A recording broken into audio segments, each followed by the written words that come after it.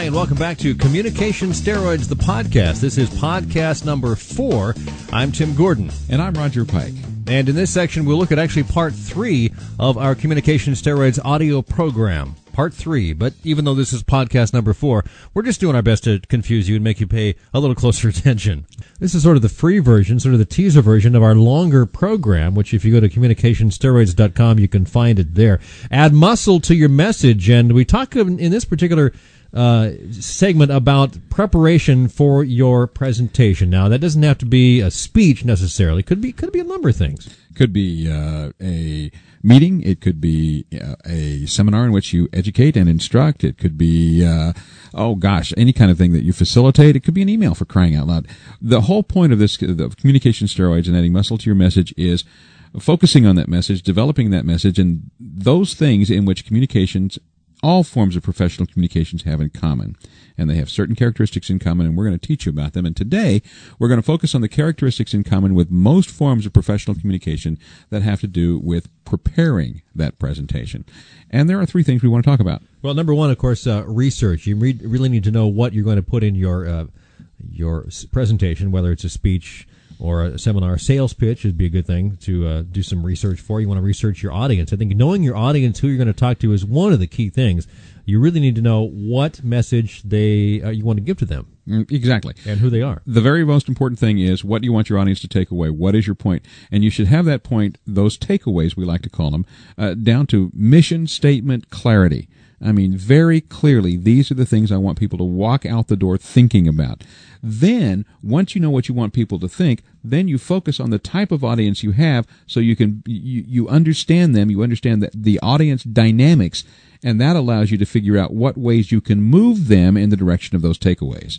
And when it comes to research, if you can break your message down into 3 main topics, I think that's a good way to approach that. And if you don't know what those 3 main subheads of your main message are, you might make a list. I think making a list of 8 or 10 or 12 things would be very useful. Right. Make a list of everything you want to say, and then find out what common themes unite various elements on that list, and there should be 3 of them. We've always talked about the power of 3s, and believe me, it exists. It does. Just trust me on this. And then once you have the common themes, then you can organize all of your points around those 3 common themes. And then, of course, the second part would be writing your speech. And I think one of the most important things about writing your speech is when it comes to writing, you need to sit down and just let it flow. It doesn't matter whether you start in the middle, the beginning, the end. If you come up with a great close, write that down first. Writing is writing. It is not staring at a blank computer screen. Write something. Start with your name. Start with whatever is on your mind. Start with the quarrel that you just had with your kid. Write something, and from that will flow the text of your speech. Of the hundreds of speeches that I've written, and it literally has been hundreds, I think that probably only in a handful of cases have I ever started with the first line. And you actually use that first line in your final speech. In the final speech. That's pretty rare. And once you get these pieces down, you can always rearrange them and organize them later. And, of course, the third part of the preparation really is the research. You've got your speech written. You're still sort of finessing it. You're still trying to figure out where things fall into place. And rehearsing is very important. And I think you need to do a couple of things. And as you mentioned, campaigning your speech is a good way to approach that. Exactly. When a general goes into the field, they have a campaign in mind. That is a series of battles that they have to win in order to reach their objectives. You should campaign your speech in exactly the same way.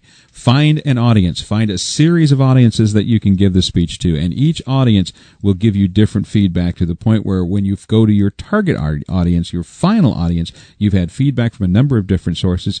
Each of those feedbacks have caused you to modify some section of your speech, some little thing of your speech, to the point where it is as close to perfect as you can get it. And if possible, audio tape it, videotape it. I think that is a really good way. With the technology we have today, there's no excuse not to be able to do that at least a couple of times. You're going to find out things about your speech that you didn't know. You'll discover a piece that doesn't work at the beginning, but it works in the middle, or you discover that maybe your closing actually should be up front. So there's a lot of things. When you listen back to yourself or watch yourself, you're going to find some mannerisms, those types of things.